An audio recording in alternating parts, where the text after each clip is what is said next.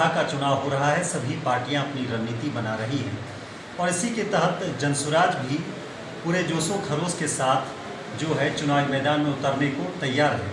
पिछले कई महीने से प्रशांत किशोर लगातार जो है अपने कार्यकर्ताओं के साथ संवाद कर रहे हैं और साथ ही किस तरह चुनाव में वैसे प्रत्याशी को उतारा जाए जो कि जनता की उम्मीदों पर खरा उतरे। हम इसके संबंध में बात करते हैं। हमारे साथ हैं प्रदेश चुनाव अभियान समिति के प्रदेश अध्यक्ष किशोर कुमार मुन्ना जी। ये पूर्णिया पहुँचे हैं, इनसे हम समझते हैं कि क्या जनसुराज जो अपने संकल्प के साथ चुनावी मैदान में उतर रही है, उनकी प्लानिंग क्या है। आज तो चुनाव समिति की बैठक थी, उसमें आए थे और इसमें 4 जिला के पूर्णिया, कटिहार, अररिया, किशनगंज के जो चुनाव लड़वाने वाले कैंडिडेट हैं उनके साथ बातचीत हुई थी। वो 16 सदस्यीय कमेटी है। मुख्यतः है कि जनसुराज नई पार्टी है, 8 महीना लगभग हुआ है बनी हुई। उसके जो सूत्रधार हैं प्रशांत किशोर जी, वो लगभग 3 साल से बिहार में लगातार लोगों के बीच जाकर लोगों को जगाना, उसके अधिकार और कर्तव्य के बारे में बताना, जागरूक करना, ये लगातार वो काम कर रहे हैं। वो कहते भी हैं कि भाई सिर्फ एमएलए बनाने से आपका समाधान नहीं हो सकता है।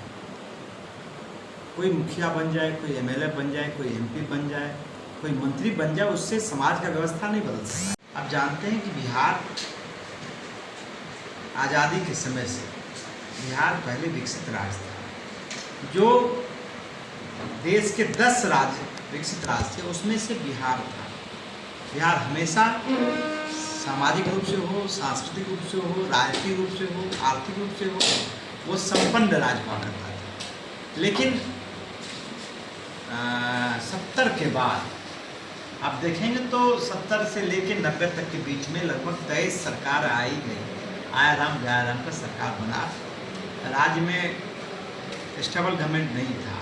उसके चलते जो विकास का पैमाना था, जो विकास का रास्ता था, उससे डिरेल हो गया बिहार। और फिर 90 में जो वीपी सिंह का ये चला, कांग्रेस हटाओ, तो उसमें लालू जी आए। लालू जी भी 15 साल रहे। जो लोगों के मन में था कि भाई चलो अब स्टेबल सरकार तो मिल गया है, अस्थायी सरकार मिल गई है, अब बिहार में परिवर्तन होगा, शिक्षा में सुधार हो, सड़क में सुधार हो, जो उद्योग धंधा है उसमें सुधार हो, जो लोगों का मेडिकल सुविधा है उसमें सुधार हो। लेकिन 15 साल तक मौका लगा लालू जी को, उनके पत्नी राबड़ी जी को। बिहार और बदतर होकर चला गया। बदतर इसीलिए हुआ कि लालू जी कुछ दिनों के लिए, शुरुआती दिन में तो ये लगा कि भाई ये गरीब का सरकार है, क्योंकि लालू जी का जो पृष्ठभूमि था वो गरीब परिवार से आए थे, समाजवादी आंदोलन से आए थे। तो लोगों को लगा कि भाई लालू जब आए हैं तो गरीब के लिए काम होगा। लेकिन वो कुछ ही दिन हुआ, उसके बाद अराजकता का दौर शुरू हो गया। जो लोगों का ध्यान था कि भाई गरीबी जो मूल लोगों का था कि इसको हटाना है, तो उस पर से ध्यान हट गया। फिर गरीबी से जात पात पर चला आया, अगरा पिछड़ा पर आ गया, फिर उसके बाद विभिन्न जातियों पर आ गया। उसके अलावा फिर एम और वाई पर चला आया, ज़्यादा मुसलमान वर्सेस अन्य आ गया। उसके बाद सिर्फ जादवों पर आ गया। फिर जादवों के बाद जादवों में भी कई धारा बन गई। तो उससे समाज का जो निर्माण होना था वो निर्माण नहीं हो पाया। जबकि ऐसा नहीं था कि लालू जी को एक बार मौका लगा, 3 बार मौका लगा। लेकिन लालू जी को जब राज्य के लिए, स्टेट के लिए काम करना चाहिए, तो उनका परिवार, उनका कुनबा, भ्रष्टाचार, गुड गवर्नेंस के बिल्कुल विपरीत ये, तो बिल्कुल राज्य जो है एकदम एक तरह से आइसोलेशन में चला गया। जो कुछ भी उद्योग धंधा बचा हुआ भी था वो भी बंद हो गया। जो इंस्टीट्यूट था वो ख़त्म हो गया। जो यहाँ व्यापारी लोग थे उनके में भय का वातावरण रहा, तो वो भी छोड़ के यहाँ से चला गया। तो एक तरह से बिहार का बहुत बड़ा नुकसान हो गया। आप ये मानते हैं कि एनडीए की सरकार के साथ जो डबल इंजन की सरकार थी, तो कहीं न कहीं इसमें जो अपेक्षाएं थी उस पर नहीं, उसके बाद लगा कि भाई अब लालू जी 15 साल हो गए, 15 साल में बिहार और रसातल में चला गया, बिहार जंगल राज हो गया, कोर्ट कहना शुरू कर दिया पूरा दुनिया में। मतलब बिहार का मतलब ही भय उस समय था। बिहार का मतलब एक ऐसा दिखा देता बिहारी हैं, दूसरे प्रदेश में तो लोग को डर लगता था कि अपहरण हो जाए, घटना घट जाए, मतलब गलत तरीके से फंस जाए। इस तरह से एक भय का वातावरण बिहार के नाम से बन गया था। तो बिहार के लोगों को लगा कि चलो अब इससे छुटकारा पाया जाए। तो भाई फिर क्या हुआ? तो फिर हुआ कि भाई नीतीश जी नहीं थे, लोगों ने लालू जी को हटा दिया। नीतीश जी को उस बार चुना नहीं, लोगों ने लालू को हटाया। विकल्प क्या था? विकल्प लोग यही था उस समय, तो वही पार्टी थी मुक्ता, एक भाजपा थी, एक जदयू था। लोगों को लगा कि भाई इसको देना चाहिए। नीतीश जी लगभग 20 साल से, नीतीश जी का 2005 से लेकर 2010 तक निश्चित रूप से बिहार का वो अच्छा कार्यकाल माना गया। बहुत कुछ पटरी पर भी आया। लालू जी के राज में सड़क बिजली नहीं था, लालू जी के राज में सामाजिक न्याय की बात हुई थी, लेकिन विकास का कुछ भी काम नहीं हुआ था। तो सड़क बिजली थोड़ा थोड़ा गांव में जाने लगा, वातावरण बन गया, जो भय का वातावरण था वो खत्म हुआ। लेकिन 10 के बाद से और खास करके 2012 के बाद जब नीतीश जी के मन में ये उत्कंठा जगी कि भाई हमको अब प्रधानमंत्री बनना है, तब उन्होंने फिर रास्ता अपना बदल दिया। लगा कि भाई भारतीय जनता पार्टी में रह के तो प्रधानमंत्री बन नहीं सकते हैं, तो अब हमको स्वतंत्र सोचना चाहिए। तो उन्होंने फिर फैसला लिया कि नहीं, हम इनके साथ नहीं रह के यदि उसमें जाते हैं तो हो सकता है प्रधानमंत्री लोग मान लें। तो उनके मन की जो प्रबल इच्छा थी प्रधानमंत्री बनने का, वो बिहार के नुकसान का, बिहार को रसातल में पहुंचाने का सबसे बड़ा वो कारण था, जिसके खिलाफ नीतीश जी का जन्म हुआ था। लालू विरोधी यदि प्रतीक था तो नीतीश जी बन गए थे। लेकिन फिर लालू जी के पास चला गया तो लगा कि भाई कैसा आदमी है, उसमें भी सरकार चली, लालू के साथ भी सरकार चलाए। फिर 2015 में, लेकिन उसके बाद से पूरा जो विकास का जो गाड़ी खुली थी वो रुक गया। बिल्कुल अराजकता का हालत होने लगा, जो लालू जी के राज में हो रहा था वही सब होने लगा। फिर 2015 का भी चुनाव हुआ, चलिए उनको बहुमत भी मिला। 2014 में नीतीश जी अकेले चुनाव लड़े, उनको लगा कि अकेले इतना काम किए, लेकिन समर्थन तो था। फिर नीतीश जी के मन में हुआ कि भाई क्या करना चाहिए, नहीं करना चाहिए, फिर मिल के चुनाव लड़ा। 2015 में सफलता भी मिली, 15-14 में तो प्रधानमंत्री बन नहीं सके, बन भी नहीं सकते थे। भाई तो सोचना एक तरह से बिल्कुल दिवालियापन है कि एक प्रदेश में जीत जाएंगे, प्रधानमंत्री बन जाएंगे। नीतीश जी के मन में था कि यदि हम सब सीट जीत जाएं तो क्या कहते हैं कि एक राज्य के अथी पर हमको और कांग्रेस और सब लोग हमको समर्थन दे देगा तो भाई हमारी सरकार बन जाएगी। तो ये नहीं हुआ।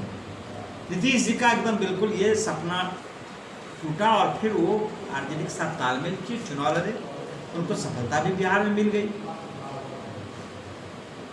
फिर जब सरकार वो चलाने लगे तो उनको महसूस होने लगा कि भाई फिर उसी तरह से जो लालू जी का 15 साल का राज था, उनका बेटा भी उसी तरह से कर रहा है, लोग ने भय का वातावरण बन रहा है, लॉ एंड ऑर्डर खराब हो रहा है, हर चीज़ में नीतीश जी दबाव महसूस करने लगे। तो फिर वो 17 में वो उनको भी छोड़ दिया, फिर भाजपा के साथ चला गया। फिर इसी तरह से आगे गया, फिर चुनाव लड़ा, फिर 2022 में अंतर हो गया। तो नीतीश जी इतने अस्थिर हो गए कि राज बिल्कुल विकास के मामले में पीछे छूट गया, लोगों के साथ विश्वासघात हुआ। नीतीश जी की पहचान दल बदलों की हो गई। लोगों ने मान लिया कि नीतीश जी को लोग इसलिए समझता था कि भाई नीतीश जी एक सुशासन के लिए भी जाने जाते हैं और एक सिद्धांत के लिए भी जाने जाते हैं, जो सोशलिस्ट विचारधारा थे। तो वह भी एकदम बिल्कुल खत्म हो गया। कभी लालटेन पर तो कभी कमल के फूल पर जाकर बैठते थे। लोगों ने उनको अपने ही तेजस्वी जी ने उनका नाम रख दिया था, पलटू चाचा। तो एक तरह से नीतीश जी का यूएसपी खत्म हो गया। और भाजपा को क्या लगता था, भाजपा जानती थी कि भाई हमको सत्ता में तो रहना नहीं है, अकेले आना नहीं है, तो नीतीश कैसा भी हो चलो इसके साथ रहे, सत्ता में रहना है। और अब जो है इस लोगों के मन में इस तरह से 20 साल तक भाई एक आदमी लगातार मुख्यमंत्री हो, 20 साल सत्ता में रहने के बावजूद भी बिहार हर मामले में अंतिम पैदान पर। अभी भाई बिहार की क्या पहचान? नीतीश जी आए थे 2005 में, तो ये कहा कि भाई पलायन को रोकेंगे, पूंजी का निवेश करवाएंगे, नौजवानों को नौकरी देंगे, यहाँ गुड गवर्नेंस करवाएंगे, घर घर में कुटीर उद्योग लगाएंगे। लेकिन उसका मुख्य ये था पलायन को रोकना और गरीबी खत्म करना। 20 वर्ष के बाद जितना पलायन 2005 था उससे 5 गुना से भी ज़्यादा आज पलायन ज़्यादा बढ़ गया है। पूंजी का निवेश नहीं होता, उद्योग धंधा का वातावरण नहीं बना, जो गुड गवर्नेंस है वो खत्म हो गया, फिर अराजकता का दौर शुरू हो गया। जो भाजपा के लोग थे वो इतने उनको था कि भाई हमको किसी तरह सत्ता में रहना है, मलाई अपना ये करना है, तो अब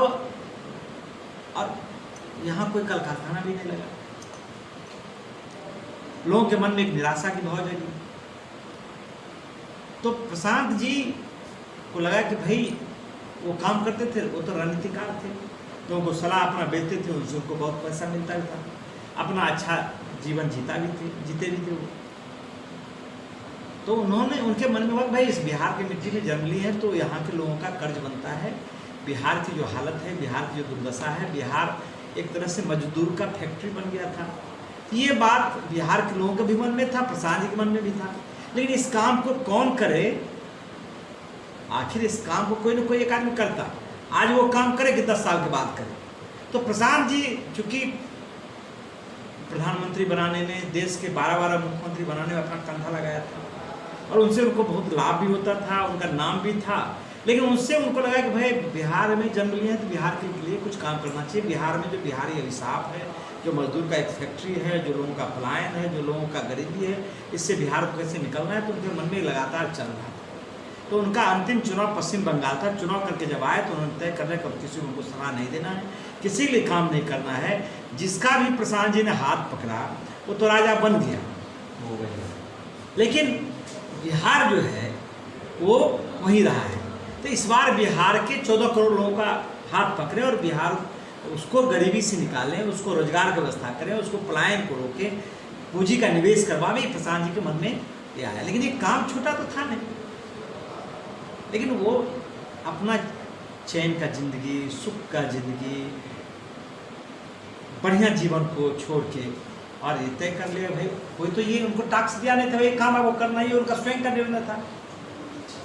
तो फिर वो गांधी जी का आश्रम गए और वहाँ से पदयात्रा शुरू की।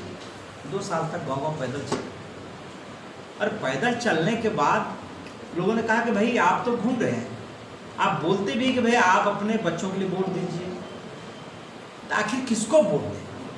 विकल्प तो यहाँ 2 ही है, या तो नीतीश भाजपा या लालू, या तो भाजपा या जदयू, किसको दें? तो जो जनस्वराज के अभियान से लोग जुड़े उसमें 1 करोड़ 7 लाख लोग थे। गाँव में लोगों ने कहा कि व्यवस्था बनाई, तब 1 करोड़ 7 लाख लोगों ने मिलकर जनस्वराज पार्टी का निर्माण किया। आज भी प्रशांत किशोर जी पहला राजनीतिक व्यक्ति है जो कहता है कि हम वोट मांगने नहीं आए हैं। आज के समय में किसी राजनीतिक पार्टी को इतनी नैतिक साहस और ताकत नहीं कि वो कह सके नहीं आपको वोट की जरूरत नहीं है, आप जिसको वोट देना है वोट दीजिए, लेकिन एक बार अपने बच्चों के लिए वोट दीजिए। चलिए अब आते हैं हम लोग विधानसभा चुनाव के लिए। 2025 में जो चुनाव हो रहा है इसमें जनस्वराज का क्या विजन होगा और लोगों के बीच कैसे आएगा? देखिए जनस्वराज का स्पष्ट विजन है।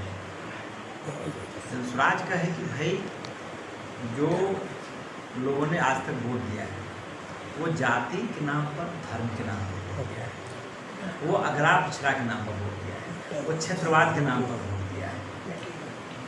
तो उससे लोग निकले। प्रशांत जी जाते हैं गांव में, 5000 से ज़्यादा किलोमीटर यात्रा उन्होंने किया, 5000 से ज़्यादा गांव गया। वो पूछते हैं कि आपने वोट दिया है? तो कहा बांट नेता ने, किसी नेता ने आपका काम किया है? कहता नहीं कोई काम किया है। तो बुलवाते हैं, नहीं नेता ने आपका काम किया है, आप मोदी जी का चेहरा देकर वोट दिए, आप मोदी जी का चेहरा देकर वोट दिए, मोदी जी आएंगे, वो बहुत ताकतवर लोग हैं, पाकिस्तान को सबक सिखाएंगे, उसके लिए आपने वोट दिया। आपने मंदिर के नाम पर वोट दिया, कुछ हो कि नहीं हो, मंदिर का निर्माण होना चाहिए, मंदिर बना। आपने 5 किलो अनाज के लिए वोट दिया, तो 4 किलो ही अनाज मिल लेके आपको अनाज मिल रहा है। नीतीश जी के राज में आपने नीतीश जी को वोट दिया, लालू जी के राज में बिजली सड़क नहीं था, तो नीतीश जी राज में बिजली सड़क बना है। आपने लालू जी को वोट दिया, तो जाति की जनगणना की चर्चा गाँव में हो रही है, समाज में न्याय की बात हो रही है। आपने कभी जीवन में अपने बच्चों के वोट दिया है कि नहीं दिया? सबसे बड़ा रीज़न वही है। तो लोग विरुद्ध हो जाते हैं, लोग कहते हैं कि नहीं कभी नहीं दिए, तो कहते हैं कि नहीं इस बार आप अपने बच्चों को वोट दीजिए। तो 2025 जो है वह चुनाव अपने बच्चों के वोट देने का है, ये राजनीतिक अभियान नहीं है। और यहाँ जो सीमांचल के जो इलाके में आए हैं, तो यहाँ क्या दिखता है कि किस तरह इसका डेवलपमेंट है? क्या सीमांचल इसी तरह ठगा जाएगा या कुछ काम नहीं होगा? अरे सीमांचल को ठगने वाले लोग कौन हैं? सीमांचल से ज़्यादातर सांसद उसी दल का हुआ जो सरकार में रहा है। कांग्रेस का जब था तो कांग्रेस का लोग था, भाजपा जदयू गया तो उसका बना। आज भी सबसे ज़्यादा इस इलाके का वोट लोग किसको देते हैं? लालू जी ले जाते हैं या भाजपा ले जाता है। लेकिन सीमांचल को उस बदले क्या मिला? सिर्फ पलायन का दंश, सबसे ज़्यादा गरीबी। यदि कौम का भी बात कर लें, सबसे ज़्यादा इस इलाके में कहता मुसलमान है या हिंदू है, उसमें भी दलित और पिछड़ी जाति का है। तो सबसे अनपढ़ कौन है? तो मुसलमान है। सबसे ज़्यादा गरीब कौन है? तो मुसलमान है। उसका किसने राजनीतिक इस्तेमाल किया? तो लालू जी ने, कांग्रेस ने किया। आज भी आप उसी को वोट दे रहे हैं। तो आपके बदहाली का कारण लालू जी और कांग्रेस नहीं है, आपके बदहाली का कारण सिर्फ आप हैं। किसान जी यही कहता है कि भाई इसको बदलिए। आप जो लालटेन में किरासन तेल बनकर जल रहे हैं, उससे निकलिए। कभी वक्त के नाम पर, कभी मंदिर का डर दिखाकर, कभी भाजपा का डर दिखाकर आपका वोट ले रहा है, उससे निकलिए। और हिंदुओं को यहाँ क्या कहा जा रहा है कि आप यदि वोट नहीं दोगे तो लालू आ जाएगा, ये भाजपा वाला कहता है। लालू आ जाएगा तो सब हिंदू के घर पर कब्जा कर लेंगे, ये डर दिखाता है। एक बात और, ये डर, ये नहीं समझिए, डर दिखाता है। ये कौन डर दिखाता है? ये भाजपा का लोग डर दिखाता है, ये जदयू का लोग डर दिखाता है। लेकिन अब बताइए, 70 साल में किसी घर पर कोई कब्जा किया है क्या? ये सिर्फ डराकर सीमांचल के लोगों को डरा के रखा है, सिर्फ वोट लेने के लिए एक दूसरे का उपयोग किया है। जनसुराज ये नहीं कहता है, जनसुराज हिंदू हो या मुसलमान हो, अकलियत हो, बहुमत के लोग हो, उनको कहता है कि नहीं, आप अपने बच्चों के लिए सोचिए। आपका परिवार, आपका पूर्वज का जीवन मजदूरी में बीत गया, आप भी मजदूर बन के रह गए। आप अपने बच्चों को मजदूर मत बनाइए, आप उसके सुख सुविधा के लिए वोट दीजिए। आप जनसुराज से जुड़िए, आपको बदहाली से निकालेगा। सीमांचल को सबसे ज़्यादा यदि किसी ने ठगा तो वो सरकार में बैठे हुए लोग ने ठगा। सबसे ज़्यादा पलायन यदि देखेंगे पूरे देश राज्य में, वो सीमांचल के लोग हैं। तो इसको ठगने वाले जो लोग हैं, उससे इस बार बदला लेने का समय है। वैसे लोग इस बार, जिसने यहाँ के लोग, यहाँ के बच्चों के जीवन के साथ खिलवाड़ किया है, उसको वोट देने का इस बार नहीं है। उनसे हर हाल में बदला ले, ये जनसुराज का है। ये भी बातें उठ रही है, सामने आ रही है कि जनसुराज जो है भाजपा की बी टीम की इसमें कितनी सच्चाई है? भाई ये सच्चाई जो है। अच्छा एक क्या बताइए, अभी किसकी सरकार है? सरकार राज्य में, केंद्र में किस सरकार है? एनडीए की। तो जब से हमारी पार्टी बनी है 8 महीने से, एक दिन भी बता दीजिए जिस दिन तेजस्वी यादव पुलिस से सामना किया, सड़क पे वो आंदोलन करते हुए, एक दिन का फोटो दिखा दीजिए। कांग्रेस का दिन कर वो कर लेता है कभी कभी गलती से। एक दिन तेजस्वी यादव ऐसी से निकला है क्या? पटना में बैठकर सिर्फ जातीय सम्मेलन करता है, सिर्फ मतलब वो जाति की भी बात नहीं करता है, वो तो परिवार की बात करता है। प्रशांत जी कहते हैं कि भाई यादव समाज का भी कोई काबिल आदमी है, आप मुख्यमंत्री मान लो, मैं अपना अभियान वापस ले लूंगा, मैं आपको नेता मान लूंगा। वो तो अपने बेटा को, लालू जी अपने बेटा को मुख्यमंत्री बनाना चाहता है। तो संघर्ष कौन कर रहा है? पुलिस से लाठी कौन खा रहा है? जनसुराज के लोग। जेल कौन जा रहा है? जनसुराज के लोग। मुकदमा किस पर हो रहा है? एक मुकदमा तेजस्वी यादव पर बता दीजिए, 8 जब से जनसुराज बनी है या जब से तेजस्वी यादव राजनीति में है, एक भी संघर्ष का प्रदर्शन करते हुए, धरना देते हुए, पुलिस का लाठी खाते हुए, जेल जाते हुए एक भी आप इंसान बता देंगे तो राजनीति छोड़ रहे हैं। ये माना जाए कि जनसुराज प्रशांत जी पर एक दिन में 3 केस हुआ है। हम लोग पर मंगल पांडे के घर कौन घेर रहा है? जनसुराज घेर रहा है। दिलीप जायसवाल को कौन घेर रहा है? मेडिकल कॉलेज पर कब्जा कर जनसुराज कर रहा है। प्रधानमंत्री को कौन जवाब दे रहा है कि भाई प्रधानमंत्री आप बिहार का वोट लेते हैं और यहाँ आप कहते हैं श्रमिक के लिए ट्रेन दे रहे हैं? ये कौन बोल रहा है? ये प्रशांत किशोर बोल रहा है। तो जनसुराज का बी टीम नहीं है। हाँ, ये बात जरूर है, 2025 में तेजस्वी यादव से लड़ाई नहीं होगा, लड़ाई से सीधी एनडीए से होगा और एनडीए को हम लोग हराएंगे। अगर माने कि आपकी सरकार बनती है या आपकी सीटें कम आती हैं, क्या किसी के साथ जाने का प्लान है? भाई आप सीट कम का सवाल कहाँ है? प्रशांत जी ने पहले भी कहा है कि अभी समझौता नहीं करेंगे, चुनाव पहले, चुनाव के बाद समझौता नहीं करेंगे।